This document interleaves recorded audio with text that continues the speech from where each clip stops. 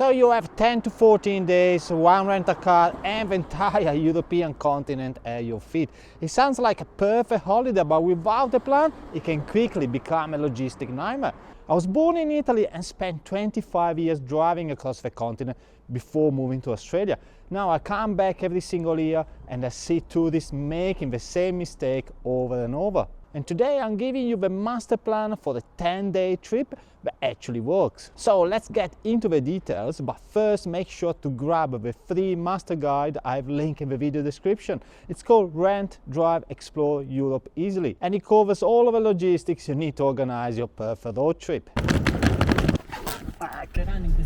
But first, let's talk about the space issue. If you're used to driving in Australia or the US, European roads may feel a little bit claustrophobic. Medieval streets were built for horses, not SUVs. But it's not just the width, it's the volume, especially during the peak season or warm weekends. You are almost always in a flow of traffic. A 100-kilometer drive that looks easy on a map might take you 2.5 hours in Italy or Spain or France due to congestion, toll booths and winding coastal road. My rule? Always add 30% more time to whatever your GPS tells you. And most built-in car GPS systems aren't live, meaning they don't see the traffic jam ahead. I always recommend using Google Maps or Waze instead, but I will tell you more about the best apps to use when driving in Europe later in the video. To keep your sanity on a 10-day trip, I recommend what I call a 2-2-3 rule. Most people move every single night. Don't do that. You will spend more time packing, unpacking, checking in and out, looking for parking and so much more than actually enjoying your road trip. For example, with 10 days in Tuscany, I will plan the first 2 days in your arrival city, let's say Florence, to explore it on foot. Don't rent the car and save some money. Rent it instead on the third day when you drive to the next destination for a couple of nights stop, for example in Pisa or Lucca. And finally, plan 2 sets of 3-day blocks, where you base yourself in a village or in a town and explore from there with day trips, maybe to wineries, castles, medieval settlements and so on. And this saves you money on rental days and, more importantly, pre-shoot time while traveling. And what if you have 14 days? Well, just add another 3-day block or adjust from the pre-existing plan. You have just 10-14 days. Don't plan to visit 4 or 5 European countries. I know it's tempting because the European countries are small, but you spend half your trip behind the wheel. Instead, draw a 250-300 kilometers radius around your arrival airport. That is your playground. And my strategy is to pick a major arrival hub like Munich, Milan, Malaga in Spain, and start my road trip from there. Large airports have the highest turnover of cars, which means you're more likely to get a newer model and better prices. Plus, flights to these hubs are usually much cheaper than to small regional airports.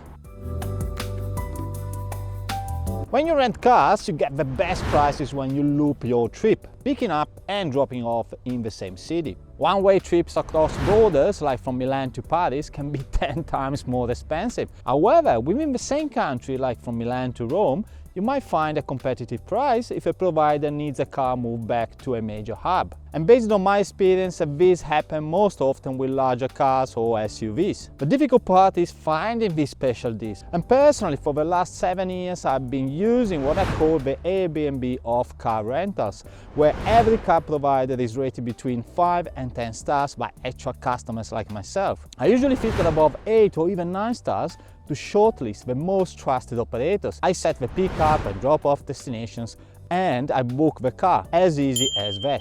I usually do this process as far in advance as possible because cancellation is free of charge up to 48 hours before pick-up, so I can always change plan without penalties. I'm gonna leave a link to this comparison website into the video description. Have a look and let me know what you find. And here is something most people miss. Rental cars are charged in strict 24-hour blocks. If you pick up your car at 10 AM on day 1 and you return at 1 PM on day 10, you aren't paying for 10 days, you're actually paying for 11 days. Adjusting your drop-off time by just a few hours can literally save you an entire day's rental fee. And that's why it may be a good idea to spend that first night in your arrival city. It allows you to time your rental slots perfectly.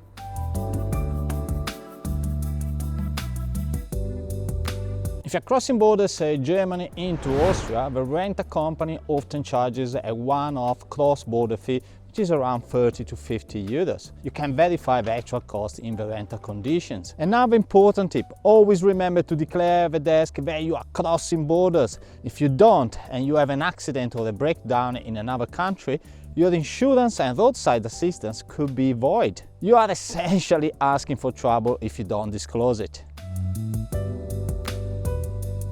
If you're driving in Central Europe in countries like Austria, Switzerland, the Czech Republic, Hungary and Slovenia, you need a vignette before entering a highway, or you will get fined. The vignette is a sticker, in a few cases also in digital format, that you can buy at the border or at the petrol station and other shops.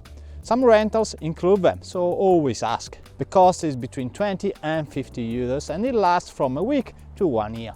By the way, other countries have mostly physical tolls where you can pay by credit card, or sometimes also digital tolls where you pay online later.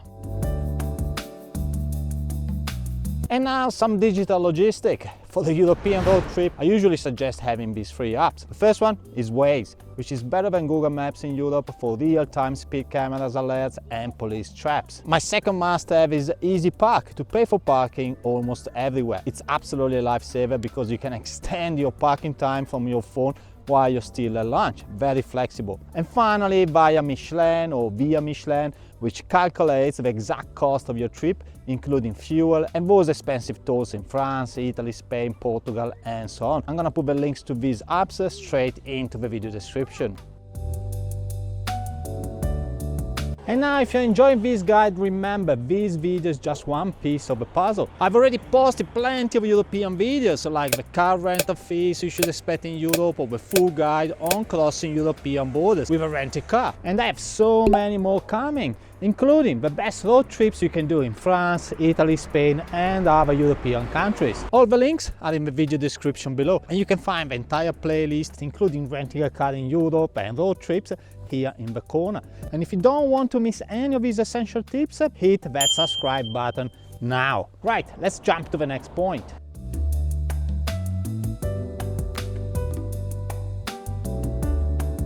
Based on my years of driving these roads, here I have 3 great 10 to 14 days routes. The first option is Andalusia in the south of Spain. And start the road trip in Malaga, head to the cliffside town of Ronda and then through the vineyards of Jerez de la Frontera to the coast of Cadiz. And you can even visit Gibraltar, but pro tip here, check your rental contract because some Spanish cars can't drive into Gibraltar. It's much easier to park in La Linea, the Spanish side, and walk across the border. I have a full video on this road trip, I'm gonna put the link here in the corner. And the second road trip covers Tuscany and Umbria in Italy.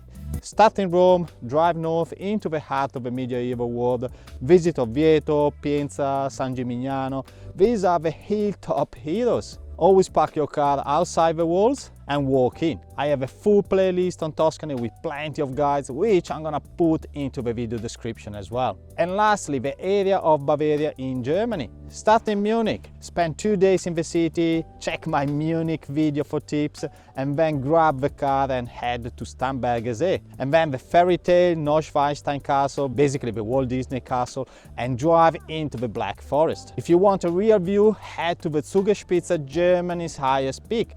The roads here are amazing, but watch those speed limits in the villages.